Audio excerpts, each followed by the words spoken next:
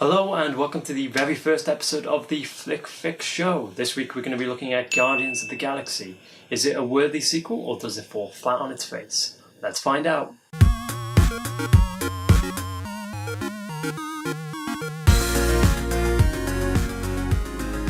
So Guardians of the Galaxy Volume 2 is a good movie. It takes everything that worked from the original and expands upon it, while trying to fix some of the more negative aspects of the film. So it does this by not going bigger and louder, because in fact it actually feels smaller in scale than the original. It instead decides to focus on the characters and their relationship with each other and their place in the big wide world.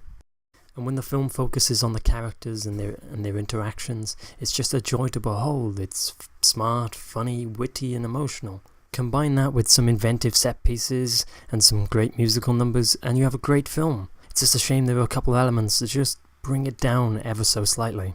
So the first thing of note is that there isn't actually that many action sequences in the film. There's one at the beginning and one at the end, and a small one in the middle, but that's about it. So it feels considerably slower compared to the first one.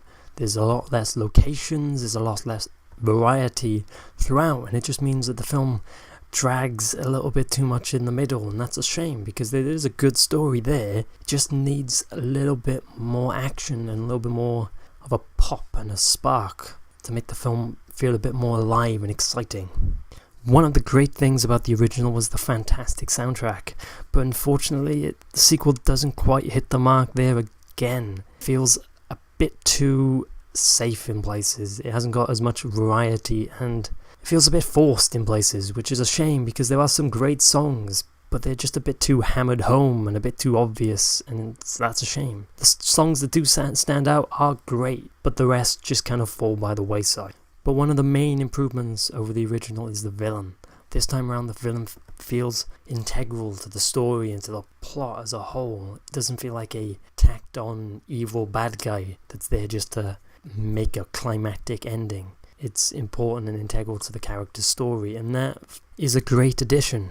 So in the end, Guardians of the Galaxy Volume 2 is a good movie. It's fun, it's enjoyable, it's entertaining, but some awkward pacing in the middle, some overused soundtrack, and the result is just a movie that isn't quite as fun and as interesting and as fresh as the original. It's still a good movie, you're still going to enjoy it, but it just doesn't feel as brand new as the original, which is a shame. So overall, I'm going to be giving Guardians of the Galaxy a 7 out of 10. It's good, but it's not quite as great as the original.